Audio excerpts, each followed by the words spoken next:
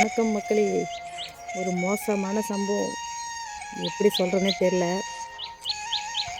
சிரிக்கிறதா அழுவுறதானே தெரில, அப்படி ஒரு மோசமான சம்பவம் ஆகிடுச்சு. இது ஏன் சரி சொல்கிறேன்னா, நீங்களும் அந்த மாதிரி எதுவும் ஏமாந்துடாதீங்கன்றதுக்காக தான் ஒன்று யோசிக்காமல் விட்டுட்டேன். நான் வந்து எனக்கு வந்து பியூட்டிஷியன், நான் 2011 பியூட்டிஷியன் கற்றுக்கிட்டேன். அப்போலேருந்து என்னால் தொடர்ந்து அப்போ நான் ஆர்டர்லாம் போவேன், மேக்கப் ஆர்டர்லாம் போவேன். அதுக்கப்புறம் மேரேஜ் ஆகிடுச்சு. அப்புறம் இடையில கொஞ்சம் டச் விட்டேன். அப்புறம் அப்பயும் போயிட்டு தான் இருந்தேன். அதுக்கப்புறம் இப்போ மாதமாக இருந்தேன். அதுக்கப்புறம் தம்பி பிறந்து 11 மாதம் ஆகிடுச்சு. தம்பி பிறந்து மாதமாக இருக்கும்போது போகலை, ஆர்டருக்கு போகல. அப்புறம் திரும்பி இப்போ போக ஆரம்பித்தேன். சரி, ஜுவல்ஸு ப்ரைடல் செட்டு ஏற்கனவே நான் ஒரு 10 செட்டு வச்சுருந்தேன். அதில் கொஞ்சம் பழசாகிடுச்சு. திரும்பி புதுசாக வாங்கினா தான் வந்துட்டு நிறைய பேர் புதுசாக இருந்தால் தான் எதிர்பார்ப்பாங்க. சரி, இது மாடல் நல்லாயிருக்கு. மெயினாக நம்மள்ட்ட ஆர்டர் வரணுன்னா அது மெயின் காரணம் என்னன்னு பார்த்தீங்கன்னா, நம்மள்ட்ட வந்து நகை செட்டு வந்து நல்ல நல்ல மாடல் இருக்கணும். அப்போ தான் வந்துட்டு அதான் சரி, நான் வந்து மீஷோவில் தான் ஆர்டர் பண்ணியிருக்கேன். ஃபஸ்ட்டு வந்து நேரில் போயிட்டு சிதம்பரம் கவரிங், அந்த சிதம்பரத்துக்கு தான் போவேன் கவரிங் கடை, இல்லைனா சென்னையில் வாங்குவேன். மேக்ஸிமம் நான் வாங்குகிற செட்டு பார்த்திங்கன்னா 5000, 8000, 6000, 12,000, 10,000 இவ்வளோ ரேஞ்சுக்கு தான் நான் வாங்குவேன். இப்போ வந்து மீஷோவில் வந்துட்டு ஒரு 2000ரூவாக்குள்ளேயே வந்துச்சு. சரி, மாடல் நல்லா இருந்தது. இப்போ நம்ம வந்து 6000, 12,000, 10,000 போட்டு நம்ம வாங்குகிறோம். சரி, அந்த காசு அவ்வளோ இதை சில பேர் எடுத்துடலாம், சில பேர் எடுக்க முடியாது. சரி, நம்ம அவ்வளோ பட்ஜெட் போட்டு வாங்கி நம்ம சில நேரம் சொந்தத்துக்குள்ளேயே பண்ணும்போது அந்த காசு நமக்கு வராது. நான் மேக்ஸிமம் வந்து சொந்தத்துக்குள்ளே தான் நான் போகிறது. வெளியிலையும் போவேன், அதிகபட்சம் சொந்தத்துக்குள்ளே போகிற மாதிரி தான் இருந்தது. அப்படி போகும்போது இப்போ நான் வந்து கேட்குற அமௌண்ட் வராது, அது பாதிக்கு பாதி தான் வரும், சில நேரம் வராமல் கூட போகும். சரி, அப்படியேப்பட்டதுக்கு நம்ம 6000, 10,000, 12,000 நகை செட்டு வாங்கி நமக்கு அந்த காசு எடுக்க முடியாது. சரி, பரவாயில்ல, மீஷோ 2000 இருக்குது அப்படின்னு சொல்லிட்டு நான் மீஷோவில் ஒரு 2 தடவை நான் ஆர்டர் பண்ணேன். ஜுவல்ஸ் நல்லா இருந்தது. சரி, அது போக இன்ஸ்டாவில் வந்து வீடியோ பார்த்துட்டு இருக்கும்போது அது எப்படின்னா, சில பேர் வந்து வீடியோ போடுவாங்க, என்கிட்ட வந்து இந்தந்த பொருள் இருக்குது, நீங்கள் வாங்கிங்க அப்படின்னு சொல்லிட்டு வீடியோ போடுவாங்க. அவங்கள பார்த்து, அந்தமாரி வீடியோ போடுறவங்கள பார்த்து கூட நம்பி வாங்கிடலாம் போல். இது வந்து விளம்பரம் மாரி ஒரு இமேஜ் ஒன்று வந்துச்சு. அதில் வந்து நகை செட் இமேஜ் போட்டிருந்தோன்னே சரி, ஓகே, நகை செட்டு செம்மையாக இருக்குது, சூப்பராக இருக்குது, எனக்கு இப்போ பார்த்ததும் பிடிச்சிருந்துச்சு. சரி, வாங்கலாம் அப்படின்னு சொல்லிட்டு பார்த்தோன்னா, கீழே வாட்ஸ்அப் அந்த லிங்க் மாதிரி கொடுத்துருந்தோம். அது தொட்டோன்னு வாட்ஸ்அப்புக்குள்ளே போகிற மாதிரி. சரி, நானும் தொட்டுட்டு வாட்ஸ்அப்புக்குள்ளே போயிட்டு சரி, புக்கிங் சார்ஜ் ஒரு 49 ரூபா ஃபோன்பே பண்ண சொன்னாங்க. அந்த கியூஆர் கோடு அனுப்பிட்டாங்க. நான் காண்டாக்ட் பண்ணதுமே, மெசேஜ் பண்ணதுமே இந்த நகை செட்டெலாம் அனுப்பிவிட்டாங்க. நகை செட்லாம் நான் ஓகே கொடுத்ததுமே வந்து ஒரு 50 ரூபா, 49 ரூபா அனுப்புங்கன்னு சொல்லுவோம். நானும் அனுப்பிட்டேன். ஆர்டர் ஆகிடுச்சு அப்படின்னு சொல்லிட்டாங்க. அதை ஆர்டர் பண்ணி இன்றைக்கி தான் வந்துச்சு. இன்றைக்கின்னு பாரு, எல்லாம் லீவில் இருக்காங்களா பிள்ளைங்களாம், எல்லாம் அவ்வளோ ஆர்வம், சுற்றிலும் உட்காந்துட்டு ஓப்பன் பண்ணுவோம், அவ்வளோ எக்ஸைட்டடாக எல்லாம் உட்காந்து இருந்தா என்ன சம்பவம் ஆச்சு தெரியுமா? பாருங்கள், இந்த கவர், ஆர்டர் வந்த கவர் வந்து இதுதான். ஆனால் அனுப்புனவங்க அட்ரஸே இல்லாத அளவுக்கு அனுப்பியிருக்காங்க. நிறைய இந்தமாரி தான் இப்போ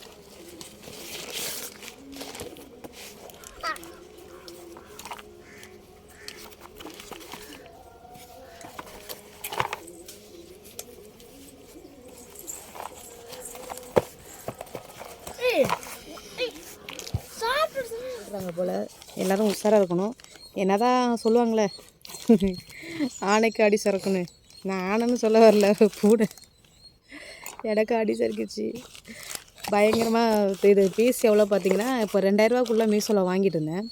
இதில் வந்து 900 ரூபா வந்துச்சு, 899 வந்தது. சரி, இதை விட இது கம்மியாக இருக்குது. செட் நான் கம்மின்றதுக்காக கூட நான் பார்க்கல. சரி, செட்டு வந்து எல்லாமே ரொம்ப சூப்பராக இருந்துச்சு. நகை செட் எல்லாமே அவ்வளோ அருமையாக இருந்துச்சு. சரி, நம்ம வாங்குவோம் அப்படின்னு சொல்லிட்டு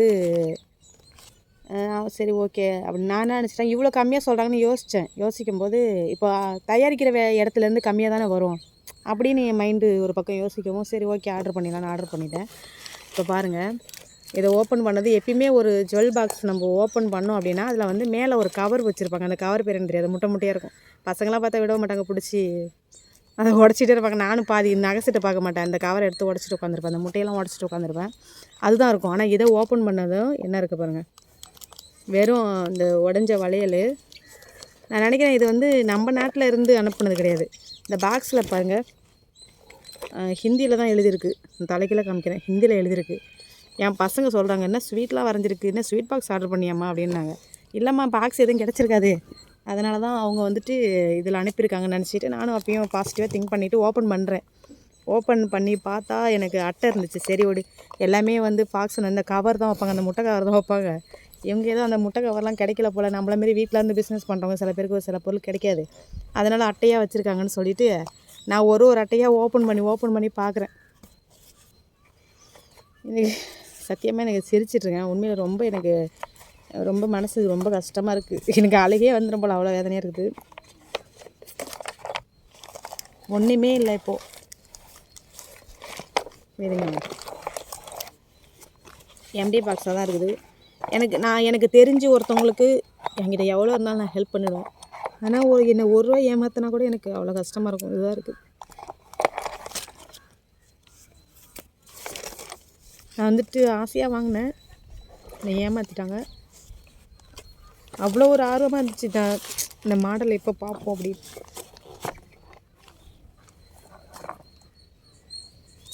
நம்ம என்ன வீட்டிலே இருந்துட்டு என்ன பண்ண போகிறோம்? நம்ம ஏதாவது ஒரு பிஸ்னஸ் பண்ணால் வீட்டுக்கு ஒரு ஹெல்ப்ஃபுல்லாக இருக்கும் அப்படின்றதுக்காக தான் நம்ம வந்து ஏதாவது லேடிஸ் எல்லாமே ஏதாவது ஒரு பிஸ்னஸ் பண்ணலாம் அப்படின்னு யோசிப்போம்.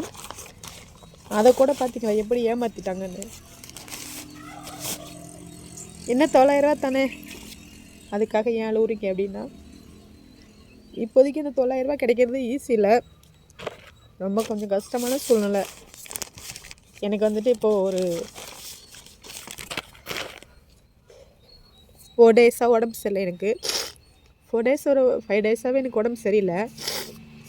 இருந்தாலும் நான் அதை வெளில காமிச்சிக்கல, நான் ஹாஸ்பிட்டலுக்கும் போகல. இப்போதைக்கு வந்து கையில் ரொம்ப கொஞ்சம் சிரமமாக போய்ட்டு, கையில் காசு இல்லாத மாதிரி போய்ட்டுருக்கு. அதனால் நான் ஹாஸ்பிட்டலுக்கு போகல. சரி இந்த டைம் பார்த்து சரி டக்குன்னு ஆர்டர் வந்துச்சு. நான் வந்து இது கடன் வாங்கி தான் இப்போ நான் அந்த ஆர்டரே நான் வாங்கினேன். அது கடன் வாங்கியும் ஒன்றுமே இல்லைங்கும்போது மனசுக்கு அவ்வளோ ஒரு கஷ்டமாக இருக்குது. இப்போ நானும் இல்லை, இதேமாரி அவங்க எத்தனை பேர் ஏமாத்துனாங்கன்னு தெரில. இன்ஸ்டாகிராமில் தான் வந்துச்சு. ஆனால் இன்ஸ்டாகிராமில் வந்துட்டு ஆனால் இது கண்டிப்பாக இப்போ ஃபேக் ஐடின்னு தெரிஞ்சிருச்சு. வாட்ஸ்அப்பில் திரும்பி மெசேஜ் பண்ணுறேன். ஸ்டார்டிங்கில் பண்ணப்போ டக்குன்னு ரிப்ளை வந்துச்சு. ஆனால் இப்போ ரிப்ளை வரவே இல்லை. அப்போ வந்துட்டு கண்டிப்பாக இது ஃபேக் ஐடி அப்படின்னு தெரிஞ்சிச்சு.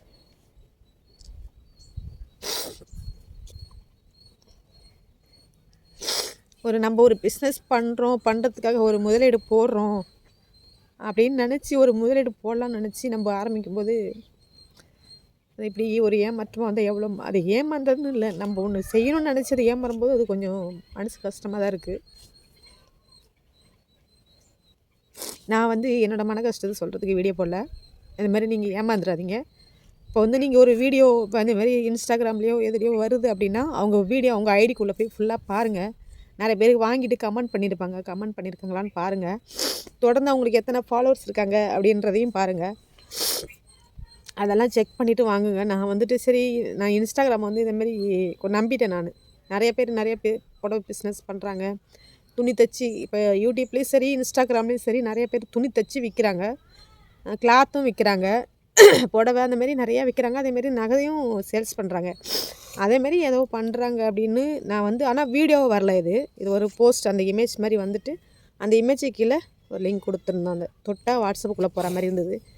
சரி எல்லாம் நான் அதை கொஞ்சம் யோசிக்காமல் விட்டுட்டேன். எல்லாம் வீடியோவாக பண்ணுறாங்க, இவங்க வீடியோவாக போடல, இமேஜாக போட்டிருக்காங்க, இவங்க ஒரு விளம்பரம் மாதிரி கொடுத்து ஏமாத்துறாங்க போல். இது ஆனால் வந்து நம்ம தமிழ்நாட்டில் உள்ளவங்க ஏமாத்தலை, அது வந்து நமக்கு தெரிஞ்சு போச்சு. இன்னும் பார்த்தீங்கன்னா இது வந்து பார்த்திங்கன்னா ஹிந்தியில் இருக்குது. அப்படின்னா நம்ம தமிழ்நாட்டில் உள்ளவங்க பண்ண வேலை கிடையாது, அங்கே அதர் மாநிலத்திலேருந்து பண்ணவங்க தான். ஏதாவது ஒரு சின்னதாக ஒரு இது வச்சுருந்தா கூட சரி பரவாயில்ல, இவ்வளோ அமௌண்ட்டுக்கு இவங்க சின்னதாக வச்சுருக்காங்கன்னு சொல்லிட்டு ஏதோ ஒரு நாள் 2 நாள் நம்ம ஃபீல் பண்ணிட்டு விட்டுறலாம். ஒன்றுமே இல்லை, வெறும் எம்டி பாக்ஸ் கொடுத்து ஏமாற்றிட்டுருக்காங்க. எப்படி தான் உங்களுக்கு மனசு ஏமாத்துறது மனசு இதில் இப்படி ஏமாற்றி தான் அவங்க சாப்பாடு சாப்பிட்ருக்காங்க போல். சரி அப்படியே நம்மளை ஏமாற்றி அவங்க சாப்பிட்டுட்டு போட்டோம். நம்ம ஒரு பிஸ்னஸுக்காக நம்ம வாங்கணும். நமக்கு பல கஷ்டம் இருக்குது வாழ்க்கையில், இன்னும் எவ்வளவோ முன்னேற வேண்டியது இருக்குது. வீடு கட்டணும், பிள்ளைங்களை படிக்க வைக்கணும் அப்படின்னு நிறைய கமிட்மெண்ட் இருக்குது. நம்மளாம் ரொம்ப ஏழைப்பட்டவங்கன்னு சொல்ல முடியாது, ரொம்ப பணக்காரங்கன்னு சொல்ல முடியாது. நம்ம மிடில் கிளாஸ் தான், ஏதோ முடியாது, சம்டைம் முடியும் சம்டைம் முடியாது. அந்தமாரி ஒரு சூழ்நிலையில் தான் நம்ம இருக்கோம். நான் ஏமாற்றிட்டாங்க. அதேமாதிரி நீங்கள் யாரும் ஏமாந்துடாதீங்க. இந்த பாக்ஸை பாருங்கள், ஸ்வீட் பாக்ஸு. நம்ம இப்போ வந்து இது இந்தமாரி பார்சல் கவரில் வரும்போது நமக்கு தெரியாது, ஆனால் கையில் வாங்கும்போது இது அட்டைப்பெட்டியா இல்லை இது பிளாஸ்டிக் பாக்ஸான்னு தெரியும். நான் மீஷோவில் 2 டைம் ஆர்டர் பண்ணியிருக்கேன், அதெல்லாம் கரெக்டாக வந்துடும். ஃபஸ்ட்டு வாட்டி வந்து பிளாஸ்டிக் பாக்ஸில் வந்துச்சு. அது கையில் வாங்கும்போதே தெரியும் பிளாஸ்டிக் பாக்ஸ்னு. அப்புறம் 2வது டைம் வாங்கும்போது இந்தமாரி அட்டை பாக்ஸ் தான் வந்துச்சு. சரி சில பேர் அட்டை பாக்ஸில் ஜுவல்ஸ் அனுப்புவாங்க, சில பேர் இந்தமாரி பாக்ஸ்லேயே அனுப்புவாங்க. சரி அதேமாரி தான் வந்திருக்கும் அப்படின்னு சொல்லிட்டு கையில் இப்படி நான் வந்து டெலிவரி பாய்கிட்டேருந்து வந்து வாங்கும்போதே இது வந்து எனக்கு பாக்ஸுன்னு தெரிஞ்சுது. நான் அப்பயும் வெயிட்டாக இருக்கான்னு பார்த்தேன். ஏன்னா இப்போ ப்ரைடல் செட்டு அப்படின்னா மேக்கப் பண்ணுற செட்டு அதில் ஒரு ஆரம் இருக்கும், 3 ஆரம் இருக்கும், ஒட்டியானம் இருக்கும், ஜிமிக்கி அதுமாரி இருக்கும், வெயிட்டாக இருக்கும் அப்படின்னு சொல்லிட்டு பார்த்தா அதே போல் வெயிட்டாக இருக்குது. நல்லா வெயிட்டான அட்டையை தான் வச்சு அவங்க வந்து நல்லா பிளான் பண்ணி இந்தமாரி நிறைய பேர் ஏமாற்றிருப்பாங்கன்னு நினைக்கிறேன். கரெக்டாக வாங்கும்போது கூட அவங்க உஷாராயிடக்கூடாதுன்றதுக்காக கரெக்டாக அவங்க வந்து பிளான் பண்ணி எவ்வளோ வெயிட் இருக்கணுன்றதை கரெக்டாக அனுப்பியிருக்காங்க. நீங்கள் வந்து கண்டிப்பாக இந்தமாரி இந்த மாதிரி ஏமாந்துடாதீங்க, உஷாராக இருங்க. நிறைய பேர் இதுக்கெல்லாம் அட்ரஸே இல்லாமல் அனுப்புகிறாங்க. ஆனால் இதுக்கு ஏதாவது கம்ப்ளைண்ட் பண்ண முடியுமா அப்படின்றது எனக்கு ஒரு மனசுக்குள்ளே ஓடிட்டுருக்கு. சரி இந்தமாரி பண்ணுறவங்களாம் விடக்கூடாது, நம்மளோட முடிஞ்சிட்டா பரவாயில்ல. இதே போல் எவ்வளோ பேர் ஏமாற்றுவாங்க பாவம். ஏதோ எனக்கு நம்ம வெளி தோற்றத்துலேருந்து 4 பேர் நம்மளை பார்க்கும்போது நம்ம கொஞ்சம் விவரம் அவங்க கண்ணுக்குன்னா கொஞ்சம் விவரம் தெரிஞ்சவங்கன்னு தான் அவங்க கண்ணுக்கு தெரியும். ஆனால் நம்மளே ஏமாந்துட்டோன்னும் போது நம்மளோட கொஞ்சம் விவரம் இல்லாதவங்கன்னா எவ்வளோ பேர் ஏமாற செய்வாங்க. அப்போ இவங்கள ஏமாற்றி எவ்வளோ பேர் ஏமாற்றி இவங்க சாப்பிட்ருப்பாங்க. அப்போ இந்தமாரி ஏதாவது ஒரு ப்ராப்ளம் வந்தால் எங்கே கம்ப்ளைண்ட் பண்ணணும் அப்படின்ற எனக்கு டீட்டெயிலாக எனக்கு தெரியாது. சப்போஸ் அதேமாரி உங்களுக்கு ஏதாச்சும் தெரிஞ்சால் எனக்கு சொல்லுங்கள், இந்தமாரி இந்த இதுக்கு இப்படி கமெண்ட் பண்ணணும் அப்படின்னு. ஏன்னா இந்த டீட்டெயிலாம் தெரிஞ்சால் நம்ம ஏமாற போகிறோம். இப்போ நான் வந்து கண்டிப்பாக இது எனக்கு இப்போ நான் ஏமாந்துட்டேன்னு வச்சுக்கோங்க, ஏமாறுறவங்களோட அதாவது சொல்லுவாங்க ஏமாத்துறவங்களோட ஏமாறுறவங்களுக்கு தான் வந்து தப்பு, அவங்க மேலே தான் அதிகமாக தப்பு. இப்போ ஏமாற்றவங்களை குற்றம் சொல்ல முடியாது. இப்போ ஏமாந்தேன் இல்லையா, என் மேலே தான் தப்பு. அதனால் இப்போ நான் பண்ண தப்பை உங்கள்கிட்ட நான் சொல்கிறேன்னா நீங்கள் அதுமாரி பண்ணிடாதீங்க, நீங்கள் அப்படி ஏமாந்துடாதீங்க அப்படின்றதுக்காக தான் நான் சொல்கிறேன். உஷாராக இருங்க, முடிஞ்ச அளவுக்கு உஷாராக இருங்க.